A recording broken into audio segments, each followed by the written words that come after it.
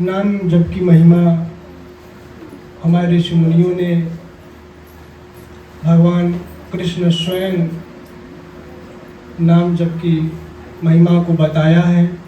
ये जो ओम मंत्र है, जो 2-2.5 अक्षर का, मैं श्वास में ढालने की बात करता हूँ कि श्वास में ढाल लो।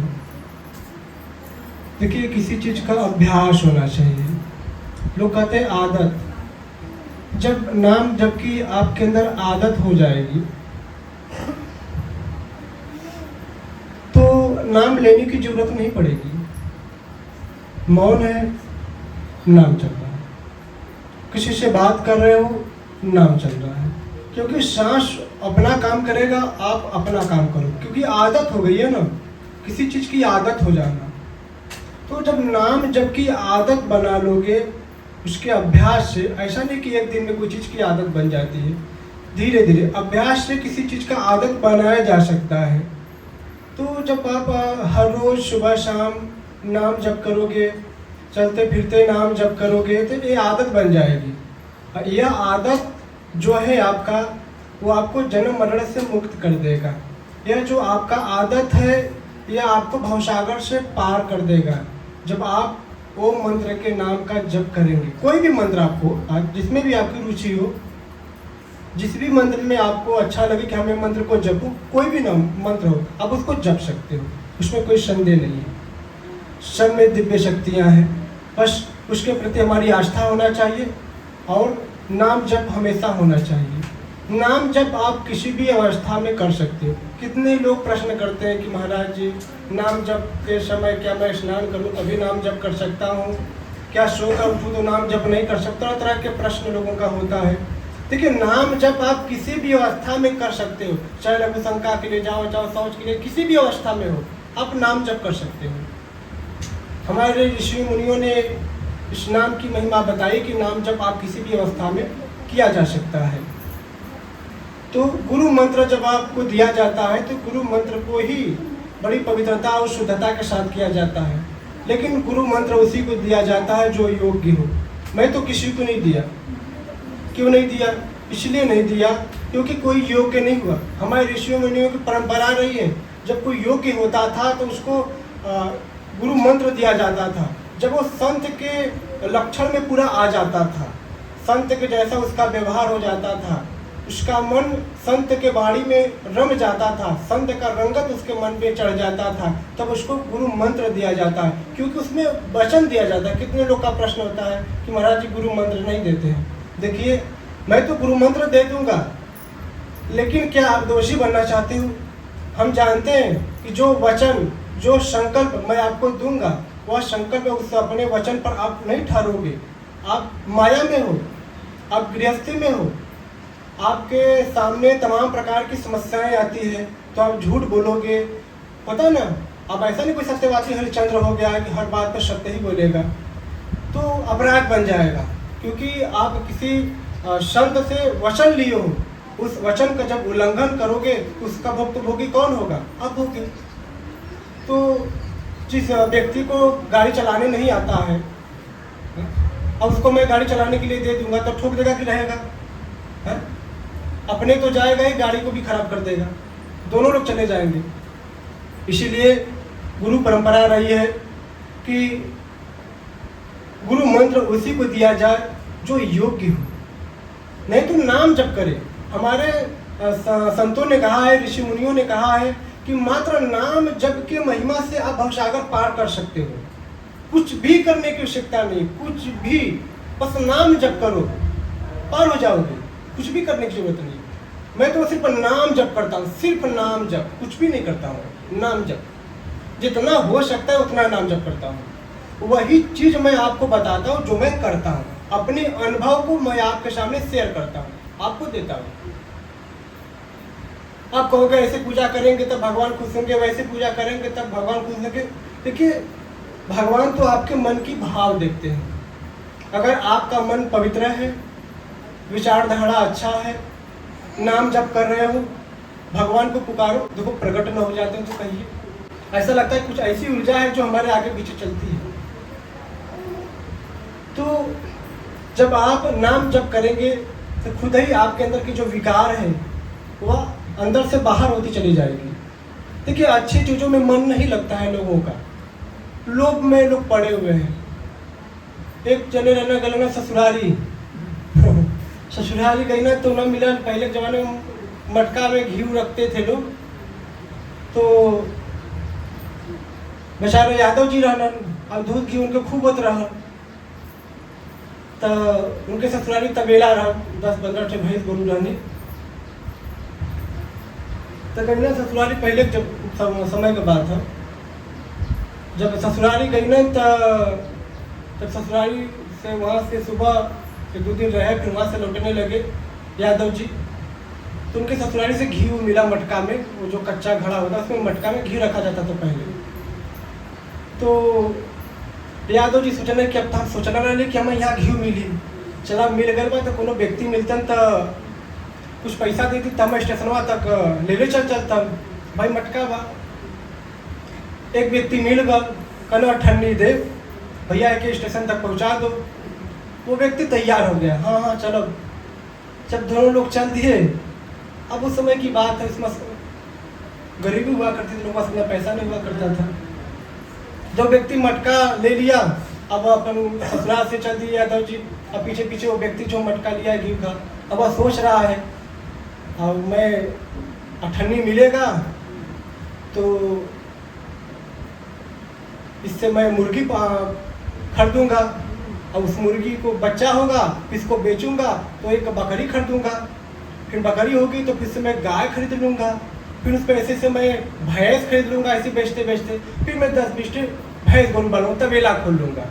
मतलब ऐसे इसके अंदर लोभ आ रही थी, उसी लोभ में वो पड़ा हुआ था। फिर सोच रहा है कि फिर ब्याह शादी कर लेंगे, उसका शादी ब्याह नहीं हुआ था, फिर 2-4 लड़का लड़की हुआ लेंगे, मतलब गृहस्थी मेरी बस जाएगी। तब से मटका गिर गया, मटका गिरा तो पूरा हाँ फूट गया, मटका घी गिर गया। अब यादव जी से करे ये क्या कर दिए भाई साहब मेरा, बोले चुप रहता मरता, हम पूरा गृहस्थी चौपट होगा। हाँ, तो न ले भैया ठंडी अपन गृहस्थी तू बना ले, हम चलिए अब कहा करी, तो मटका हमारा खोली दे। तो कहने का तात्पर्य है शरीर ही मटका है, और जो उसमें घी है वो विचार है।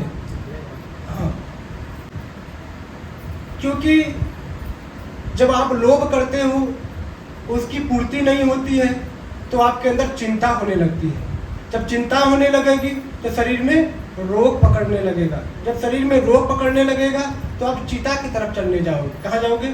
चिता की तरफ। जो पैसा रखे रहो तो वो भी गंवा दोगे, और चिंता होने लगी, चिंता पर चिंता। ऐसे ही एक यादवों का गांव था और बारिश खूब हुई थी, खूब बारिश हुई थी। पहले का जमाना था, खूब बारिश हुई थी, पूरा डूबा हुआ था खेत खलियान द्वार सबका, सबका काम धाम बंद था। तो गांव के कुछ लोगों ने सोचा कि क्यों ना कुछ किया जाए। कुछ बच्चे होते हैं ना जैसे गांव में अगर खाली है तो सोचते हैं क्यों ना कुछ किया जाए। तो उन्होंने विचार किया क्यों ना भागवत कथा कराया जाए, कुछ पुण्य प्रताप भी कमाया जाए। और कबो पुण्य प्रताप ना कमैले भाई हमारे गांव घर के लोग दिन भर व्यस्त रह पाए अपन। तो विचार हुआ, गांव कुछ लोग को गांव में इकट्ठा किया गया और एक पंडित जी को बुलाया गया जिनका नाम था मनोहर पंडित जी। उनको बुलाया गया, वही हुआ कि भैया एक हफ्ते का कथा रहेगा और आप आ जाइएगा हमारे गांव में, कथा उथा पा दीजिएगा। सारी व्यवस्था होने लगी, कथा की गांव वाले करने लगे। और पंडित जी अपन सोचना कि भाई बेटे हमरो काम धाम ठप्पा बरसात में कुछ न कुछ जेबा गर्म हो जाए, कथा कह देव तो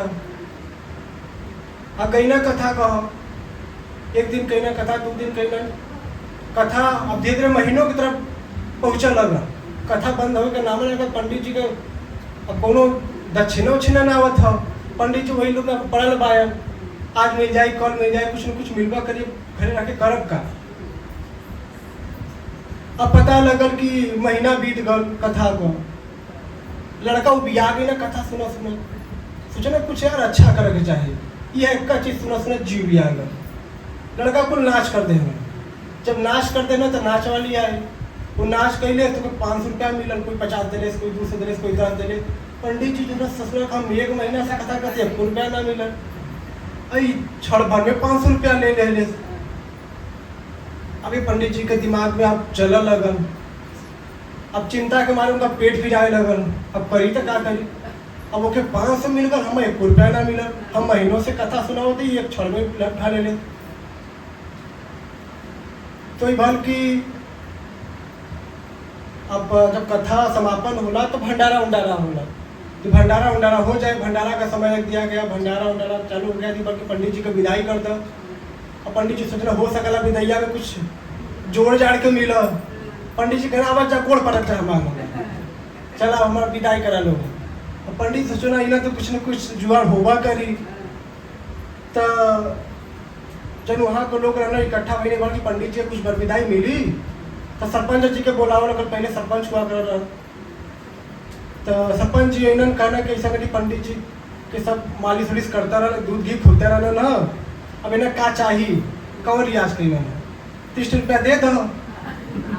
जब पंडित जी का 30 रुपया गल तो कहना 10 ससुरा करना है, तो आप कभो ना कथा कहा। तो कहा का मतलब है और जो बुरी चीज होती है वो अक्सर जीव को अच्छा लगता है, जीव उसके प्रति आकर्षित होता है और अपना जान जहान लुटाने के लिए हाजिर हो जाता है। जो मूल होता है, जो आपको भवसागर से पार करने वाली शब्द होता है, चीज होता है, उससे जो जीव होता है उससे विमुख होता है, उससे दूर भागता है, उससे बोर होता है। क्यों बोर होता है? क्योंकि जो गंदी चीज होती है या जीव के ऊपर तुरंत हावी हो जाती है। लोग कहते हैं ना कि अच्छा काम करना होता है, बुरा काम हो जाता है। तो पंडित जी बेचारे अच्छा काम किए, उनके तरफ लोग बोर हो गए और वो नाचने वाली आई, 1 घंटे नाची और 500 रुपया लेके चली गई।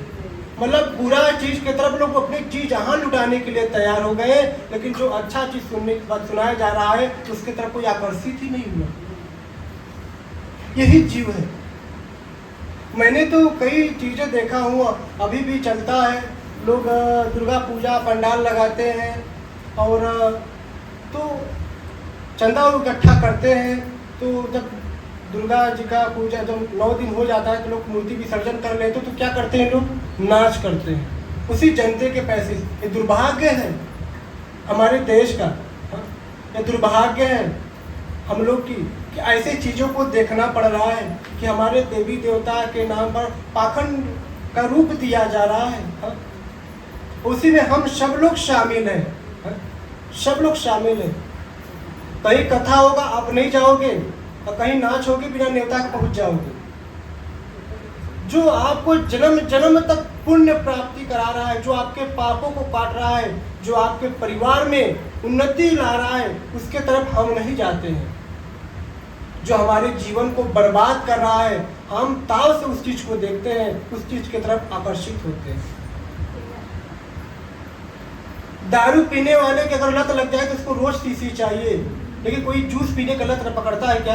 एक गिलास अनारे का जूस पियेंगे, एक गिलास मौसम्बी का जूस पियेंगे, 1 गिलास रोज दूध पियेंगे, कोई लत लगाता है? नहीं मिला कोई बात नहीं। अगर दारू की लत लग गई तो रोज चाहिए, चाहे आपकी औरत का नथुनी बेचाए, चाहे पायल बेचाए, चाहे घरे का थरिया बेचाए, है कि नहीं? हाँ, चाहे कढ़ैया काहे न बिक जाए, लेकिन भैया हमको दारू चाहिए। यह जीव का एक लत हो गई, क्योंकि वह जो जीव है ना, इस समाज को देखकर सीख गया है कि इसमें आनंद है। जब तक उससे विमुख था तो घिन आती थी, लेकिन जब वह जीव देखा कि समाज इसके तरफ सबसे ज्यादा आकर्षित है तो वो भी उसी तरफ चल देता है। इसीलिए जीव पर सावधान होना चाहिए, जीवों को इस चीज पर कभी ऐसे लत न लगाए जिससे उसका दुर्गति हो, उसके पूरे परिवार, एक व्यक्ति को जैसे पूरा परिवार डिस्टर्ब होता है, परेशान होता है। इसलिए ऐसे खान पान अपने जीवन में ना करिए।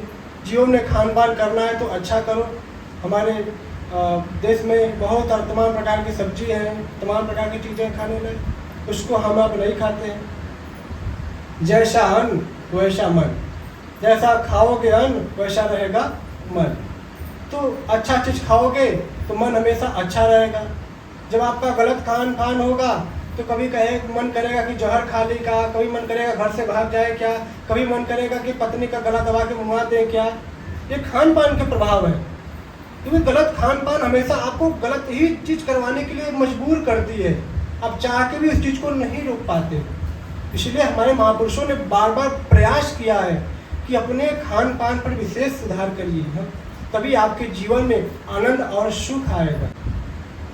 इसलिए महापुरुषों का मात्र एक ही उद्देश्य होता है, एक ही लक्ष्य होता है, भगवत प्राप्ति, मात्र भगवत प्राप्ति। हाँ, उनका एक समय होता है, उस समय में अगर जो भी बनाया गया है, हर आश्रम का एक समय होता है, बैठकर सत्संग सुनो महापुरुषों की, और उस सत्संग को जो भी महापुरुष अपने मुखार बिंदु से सुना रहे हैं उसको अपने जीवन में उतार लो, उसका मार्गदर्शन करो। कोई भी बड़ी से बड़ी जटिल से कितनी बड़ी समस्या आ जाए, हर समस्या का सामना करने में आपके अंदर पावर होगी, क्योंकि आपके अंदर देव शक्ति होगी। ऐसा नहीं कि आप महापुरुषों के दरबार में जा रहे हो या भजन कर रहे हो तो आपके जीवन में दुख नहीं आएगा। दुख आएगा, लेकिन दुख को ऐसे मार के भागाओ कि उसका पता नहीं लगेगा। दुख को ऐसे झेल जाओगे कि पता ही नहीं लगेगा। यह होती कृपा। ऐसी कृपा पाओ। और सत्संग सुनने से पाप नष्ट होते हैं। मैं बार बार कहता हूँ, पापों से व्यक्ति मुक्ति पाता है। देखो, महापुरुषों के सानिध्य में आने का मतलब आप गुरु वाणी में एकदम लीन हो जाइए, समर्पण हो जाइए, तब उसका आनंद आता है। कितने लोग सोचते हैं ना, कोई दुख हमको नहीं तो मैं महापुरुषों के दरबार में क्यों जाऊँ। देखिए, दुख में महापुरुषों के दरबार में नहीं जाया जाता है, सुख में आओ। जब सुख में आओगे तो दुख आएगा ही नहीं। जब दुख आ जाएगी तो उसको सुख आने में समय लगेगा। इसलिए हर रविवार को सत्संग जिसका भी हृदय करता है ना, हमको जाना चाहिए, वो जरूर है। लाख काम छोड़ कर आए सत्संग सुनने। वो अकेले भी रहेगा तो मैं घंटों सत्संग सुना लूंगा उसको। ऐसा नहीं कोई एक व्यक्ति आए तो मैं इसको सत्संग ना सुनाऊं। चाहे 10 व्यक्ति आए, चाहे 100 व्यक्ति आए, चाहे एक व्यक्ति आए, समय उतना ही दिया जाता है जो हर रविवार को समय दिया जाता है। क्योंकि आप सभी लोग को पता है कि मैं सप्ताह में एक ही दिन मिल पाता हूँ, मात्र एक ही दिन। बकिया समय तो मैं किसी से मिल नहीं पाता हूँ, आप सभी लोग को पता है। और बकिया जो समय होता है मैं अपने प्रभु के लिए देता हूँ, अपने परमात्मा के लिए ही देता हूँ, मात्र अपने प्रभु के लिए। और वही मेरे सब कुछ है, सब कुछ।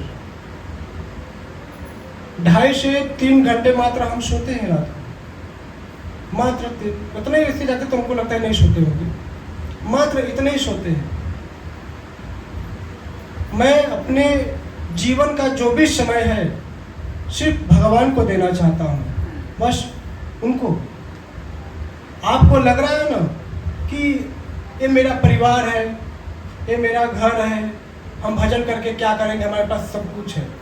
आपके पास कुछ भी नहीं है। ये जो देख रहे हो ना, हमारा घर परिवार, ये माया है। माया को ना समझ रहे हो। यह क्षणिक सामने रहेगी लेकिन विलुप्त हो जाएगी। माया का मतलब जो क्षणिक हो, जो भ्रम हो,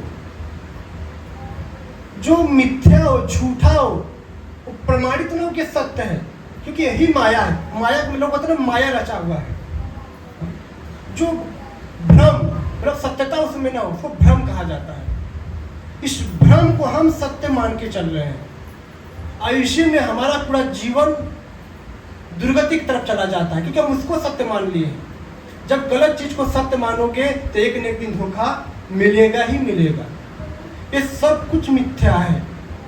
ये शरीर मिथ्या है, हम आप मिथ्या है। अभी हम आपको देख रहा हूँ, पता चले कि फलाने मर गए, क्या है? तो भ्रम ही है। आज तक कल को दिखाई नहीं दे रहे हो, मिट्टी में तब्दील हो गए। उनका शरीर का पहचान भी नहीं रह गई, उस शरीर को भी हम नहीं रख पाए। सोचो, इसको मिथ्या ही कहा जाएगा। तो सत्य क्या है? सत्य क्या है? आखिर हमको पाना क्या है? क्या लड़की लड़का बच्चे बच्चा पैदा कर लिए यही पाना है? घर द्वार बनवा लिए यही पाना है? या बच्चों का शादी विवाह कर लिए, नाती पोता खिला लिए यही जीवन है? ऐसा कुछ नहीं है। ये हम लोग की सबसे बड़ी मूर्खता और अज्ञानता है। ये तो हमारे कर्म का भोग है। एक दूसरे के माध्यम से हम वो भोग भोग रहे हैं। वो तो विलुप्त हो जाएगा। आप एक दिन समय आएगा कि आप भी खत्म हो जाओगे ये सब देखते देखते। लेकिन मैं आपको मूल पहचान देना चाहता हूँ। आपको जिस चीज का संगत करना है, जो आपके साथ जन्म जन्म तक रहे, जो आपके साथ एक परछाई की तरफ चले, उस परमात्मा से आपका संगत कराना चाहता हूं, जो कभी आपका साथ न छोड़े। ये तो जैसा जिसका पुण्य प्रारब्ध है, वो हिसाब से उसके सामने पुण्य के अनुसार दुख सुख सामने प्रकट होता रहता है। देखिए, हम लोग की बातें तो समझ में कम आती है लोगों की। जो बहुत गहराई से सोचता है ना, उसी को समझ में आती है, सबको नहीं आती है। हम लोग की बात हर किसी को समझ में नहीं आएगी। महाराज जी ने क्या कहा, यही कहा, सुने, बस समाप्त। संतों की वाणी को बहुत गहराई से चिंतन करो। महाराज जी कहे क्या? जब उनके वाणी में आप डूब जाओगे, जब आपको बाहरी हवा नहीं लगेगी, जैसे अचार होता है ना, इस समय लोग अचार बनाते हैं, उसको तेल में डूबते हैं। क्यों डूबते हो? क्योंकि बाहर रहेगा तो खराब हो जाएगा, तेल में डूबा रहेगा तो सही रहेगा। जब आप प्रभु में डूबे रहोगे तो आपका मन सही रहेगा।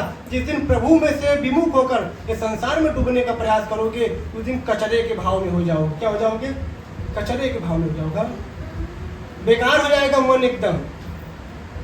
इसलिए कहा जाता है महापुरुषों के सानिध्य में रह के सत्संग सुनो। कितनों भी व्यस्त रहो, सत्संग में जरूर पहुंचो और सुनो।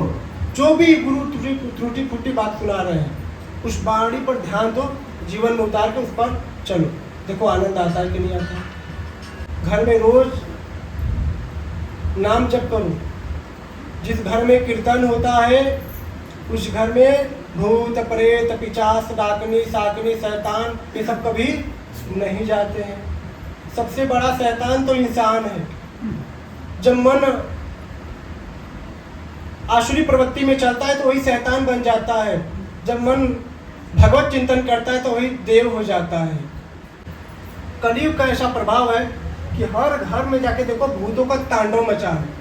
बेचारे कितने मेहनत से कमा रहे हैं, खा रहे हैं, लेकिन आधा पैसा उनका पता, इधर से आया इधर से गया पता नहीं। ये नकारात्मक ऊर्जाओं का प्रभाव है। इसलिए आप पैसा कमा रहे हो लेकिन आपके पैसा का था नहीं लग रहा है। इसलिए ऐसे गंदगी को घर से बाहर निकालना है तो भगवत चिंतन करना होगा। हर रविवार को आकर संतों के सानिध्य में बैठकर सत्संग सुनो।